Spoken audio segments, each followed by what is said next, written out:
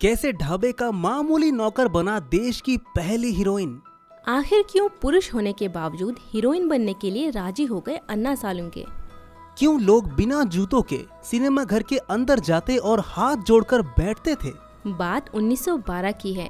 Photographer Dhundiraj Govind Phalke, जिन्हें दुनिया अब दादा साहेब फाल्के के नाम से जानती है, वे पहली भारतीय फिल्म राजा हरिश्चंद्र बनाने की प्लानिंग कर रहे थे। लगभग सारी तैयारी हो गई, बस हीरोइन नहीं मिल रही थी। लेकिन वे हार नहीं माने।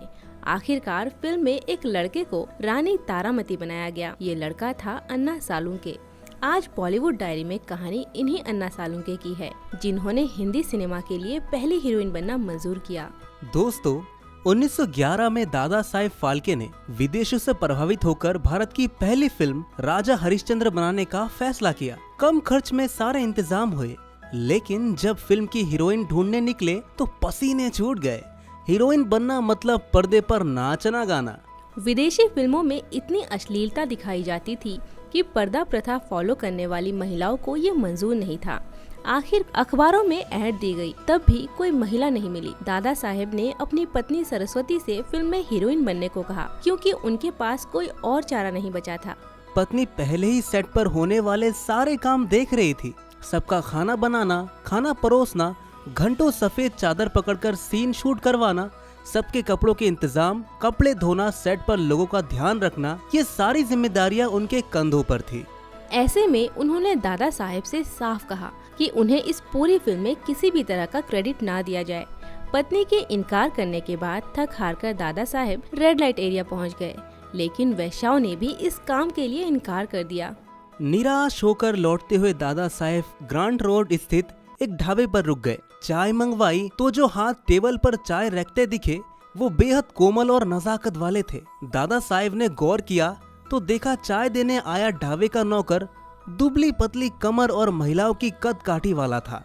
चाल ढाल और नजाकत में भी उसमें महिलाओं की झलक मिल रही थी। हाँ, मगर चेहरे पर मूछें जरूर थी। उस शख्स का नाम था अन्ना हरि सालुंके। दादा ने अन्ना को पास बुलाया और समझाया कि उन्हें रानी तारामती के रोल के लिए एक हीरोइन चाहिए और उन्हें अन्ना पसंद आए हैं। शायद जितना अपमानजनक किसी महिला का फिल्मों में आना था, उससे ज्यादा शर्मिंदगी एक पुरुष के लिए महिला बनकर बड़े पर्दे पर नजर आना रहा होगा। जब फाल्के ने उन्हें हीरोइन बनने का ऑफर दिया तो जाहिर है किसी भी पुरुष के लिए ये समझ पाना थोड़ा मुश्किल रहा होगा। लेकिन जब पैसों की बात निकली तो बात बन गई। गरीब अन्ना को ढाबे में महीने भर मेहनत करने के सिर्फ 10 रुपए मिलते थे।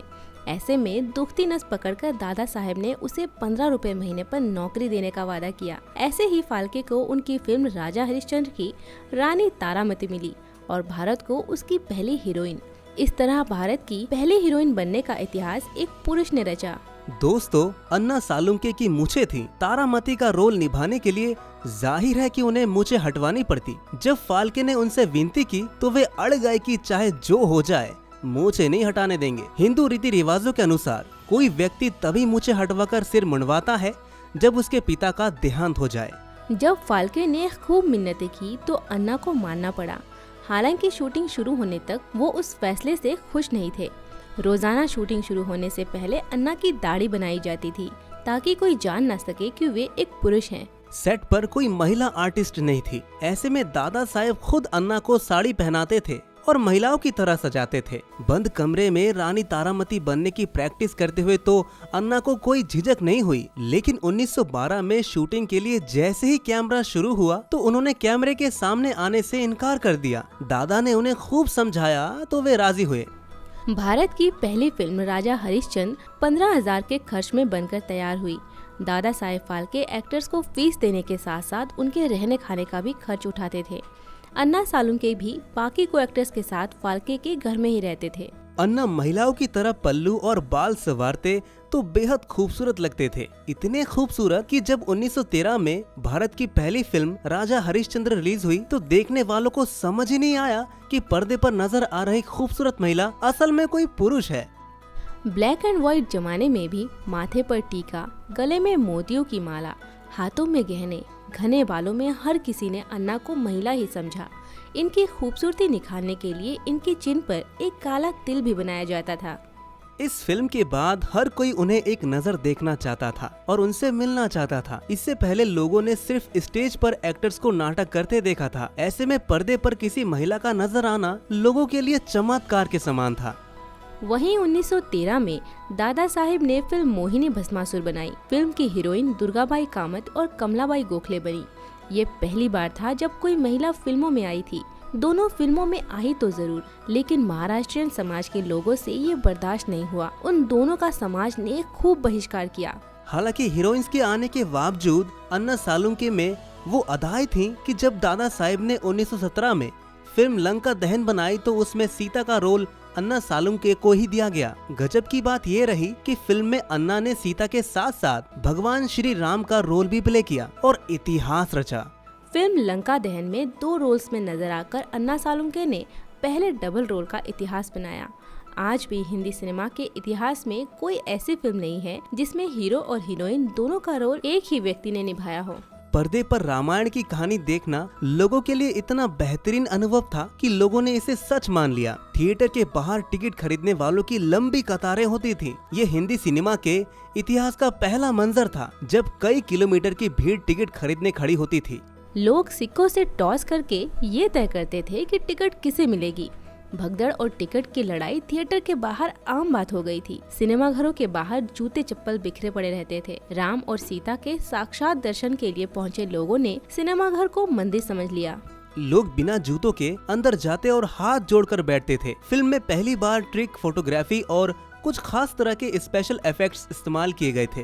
लंका दहन से इतनी ज्यादा कमाई हुई कि टिकट बिक्री से जमा हुए पैसों को थैलियों में भरकर बैलगाड़ियों की मदद से ऑफिस तक पहुंचाया जाता था।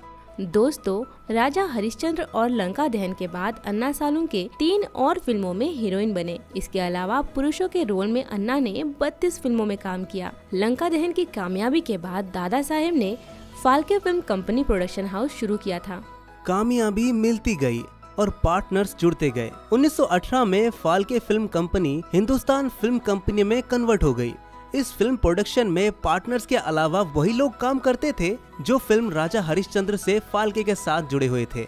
वहीं कुछ समय बाद फाल्के और दूसरे पार्टनर्स के बीच अनबन होने लगी। हर कोई अपनी मर्जी से काम करना चाहता था। ऐसे में ज्यादा शेयर रखने वाले पार्टनर्स ने फाल्के की जगह अन्ना सालुंके समेत कुछ दूसरे आर्टिस्ट को दे दी, जिन्हें फाल्के ने ही ट्रेनिंग दी थी। आखिरकार पार्टनर से तंग आकर फाल्के ने प्रोडक्शन हाउस छोड़कर फिल्मों से रिटायरमेंट ले लिया और परिवार के साथ काशी जाकर बस गए। उनकी गैर मौजूदगी में ज्यादातर काम अन्ना सालुंके ही देखा करते थे।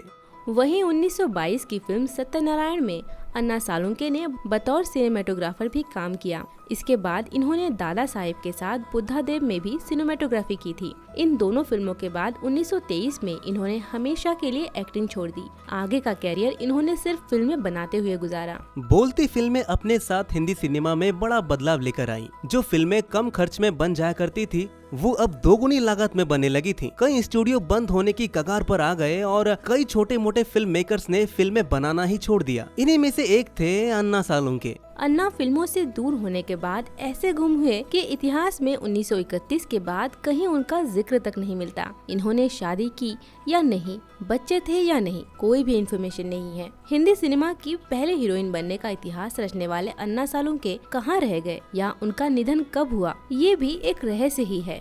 तो फ्रेंड्स, अगर आपको अन्ना सालुंके की ये कहानी पसंद आई हो तो वीडियो पर लाइक और कमेंट करना ना भूलें और इसी तरह अपने पसंदीदा सितारों के बारे में जानने के लिए हमारे चैनल बॉलीवुड डायरी को सब्सक्राइब जरूर करें।